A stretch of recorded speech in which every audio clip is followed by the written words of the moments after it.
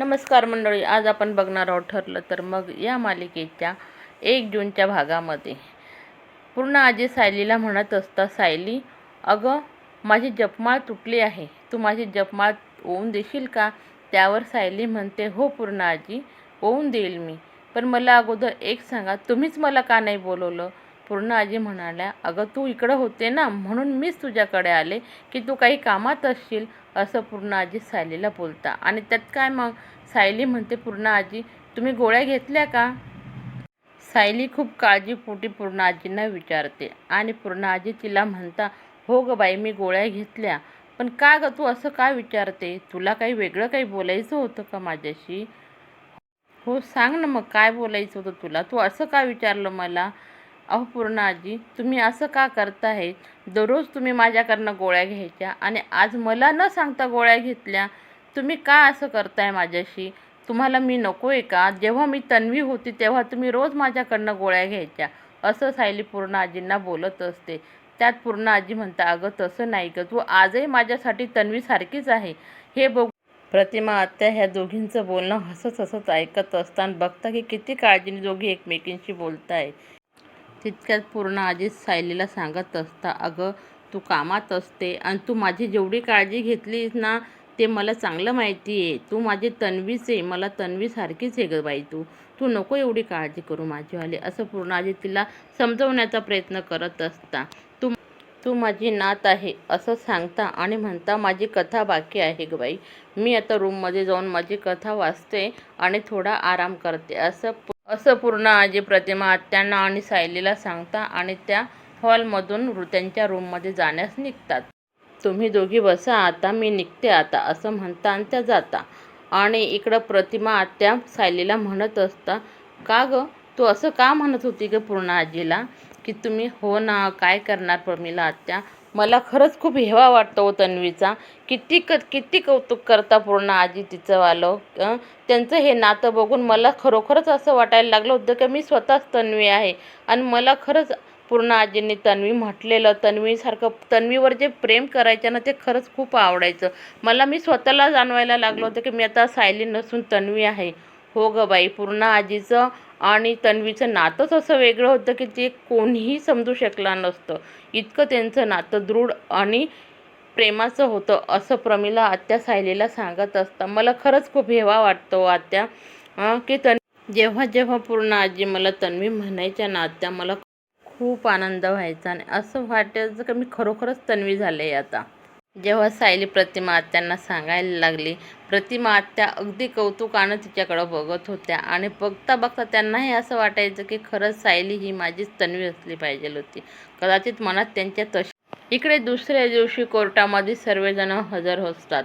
इकडे कोर्टामध्ये संपूर्ण सुभेदार कुटुंब हजर असतं, कारण आज अस्मिताची डिवोर्सची हिअरिंग असते आणि त्याच्यासाठी ते सर्वजण आलेले असतात. अर्जुन म्हणता, युअर ऑनर, हा बघा, हा सचिन दीक्षित हा माझ्या बहिणीचा नवरा आहे. त्यांनी काय काय कारस्थान करून दिलेले हे तुम्हाला मी आता दाखवतो, असं म्हणून जेवढे बी पुरावे असतात, जेवढे फोटो काढलेले असतात, सर्व फोटो अर्जुन हा कोर्टासमोर हजर करतो आणि दाखवतो, बघा हा माझ्या बहिणीचा नवरा आहे. माझ्या बहिणीबरोबर लग्न केल्यानंतर याचे हे थेरडे, हे याचे खेळ असे चाललेले असतात. बघा तुम्ही कसं काय याच्यासोबत राहायचं. एक मुलाचा बाप असल्यानंतर सुद्धा याने असे घाणेरडे कारस्थान बाहेर केले, असं अर्जुन घडी घडी कोर्टाला सांगत असतो. आणि अक्षरशः म्हणजे अर्जुन सांगत असताना सचिनला इतका घाम फुटतो की त्यालाही समजत नाही की हे असं कसं काय घडतंय, काय करावं काय नाही. पण तरीसुद्धा तो त्याच्यामधनं सावरतो आणि म्हणतो, युअर ऑनर, हे बघा हे सर्व खोटं आहे. युअर ऑनर, मी माझे काही साक्षीदार कोर्टामध्ये बोलवण्याची अनुमती मागत आहे, असं म्हणून अर्जुन कोर्टाकडनं अनुमती मागतो आणि अर्जुन सुभेदार हा प्रतापराव सुभेदार यांना कोर्टामध्ये बोलवतो आणि त्यांच्याकडनं साक्षी घेतो. त्यावर प्रतापराव म्हणत असतात की हा माणूस कोणाच्याही विश्वासाच्या लायकीचा नाही आहे. यांनी माझ्या मुलीचा म्हणजे अस्मिताचा विश्वासघात केला आहे, असे प्रतापराव कोर्टामध्ये जज साहेबांना सांगत असतात. त्यांना खूप वाईट वाटतं की माझ्या मुलीची फसवणूक केली, यांनी खूप छळ केला आहे. याचे दुसरीकडे बाहेर काही लफडे असल्यानंतर त्यांनी माझ्या मुलीची का म्हणून विश्वासघात केला. तो खूप खोटारडा आहे आणि खोटं बोलतो. प्रत्येक टायमाला त्याने खोटं बोलून आमच्या सर्वांचा विश्वासघात केला आहे, असं प्रतापराव सचिनबद्दल बोलत असतात आणि इकडे मग अर्जुन म्हणतो की हा ठीक आहे, ओके, तुम्ही आता जाऊ शकता, असं म्हणून प्रतापराव निघतात. नंतर अर्जुन सायली सुभेदार यांना बोलवतो आणि मग सायली सांगायला सुरुवात, तुम्ही यांना ओळखता का, असे अर्जुन सुभेदार सायलीला विचारतो. आणि हो, ते सायली सांगते की हो, चैतन्य हे माझे मिस्टरांचे मित्र आहेत आणि आमच्यासाठी ते घरातलेच आहे. घरातली एक व्यक्तीही म्हटले तरी काही हरकत नाही. आम्ही त्यांना पूर्णपणे ओळखतो आणि आमचा त्यांच्यावर पूर्ण विश्वास आहे, असं सायली पुन्हा पुन्हा अर्जुनला सांगत असते. म्हणजे अर्थात वकील आहे म्हणून ती सांगते बुवा, नाही तर सांगण्याची काही गरज पडली नसती मंडळी तिला. असं म्हणून ती पुन्हा युअर ऑनर म्हणते आणि सांगते की आमचा चैतन्य भाऊजींवर पूर्ण विश्वास आहे. चैतन्य भाऊजी आणि अस्मिताचं हे बहीण भावाचं पवित्र नातं आहे. हे ह्या माणसाला म्हणजे सचिनला कधीच कळणार नाही, असं ती भर कोर्टात सांगत असते. सचिन एकदम भामटा होऊन तिच्याकडं बघत असतो की अरे बापरे, ही असं काय बोलते माझ्याबद्दल. तो लगेच वरती हात करतो आणि युअर ऑनर, माझं बोलणं ऐका, माझ्यावर जे आरोप झालेले हे सर्व खोटे आहे, असं म्हणून तो उभा राहूनच जज साहेबांना सांगत असतो. तोपर्यंत जज साहेब म्हणतात ठीक आहे, ओके ओके, तुम्ही या इथं आणि मग तुम्हाला काय सांगायचं ते बोला. म्हणून तो येतो. मला माफ करा सर, मला माहिती नव्हतं की इतकं पुरावे दिल्यानंतर सुद्धा मला अशा थराला जावं लागेल. तुम्ही अगोदर माझे पुरावे बघा आणि मग सांगा. जेव्हा मी ह्या बाईला म्हणजे अस्मिता माझी बायको हिला म्हटलं की माझ्यासोबत कॅनडाला चल, तर ती माझ्यासोबत आली नाही. तिचं तिच्या आईवडिलांवरती खूप प्रेम होतं म्हणून ती माझ्यासोबत यायला तयार झाली नाही. म्हणून मी एकटाच कॅनडाला गेलो आणि ती इकडं तिच्या आईवडिलांजवळ राहिली. बघा, माझं काय चुकलं तुम्हीच सांगा सर आता. याच्यावरती अर्जुन एकदम थांबतो आणि म्हणतो की तिसरे साक्षीदार म्हणून अस्मिता दीक्षित यांना बोलवतो. त्याच्यावर अस्मिताला ते बोलवल्यानंतर विचारतो की ती म्हणते की हो सर, माझं खरंच खूप चुकलं.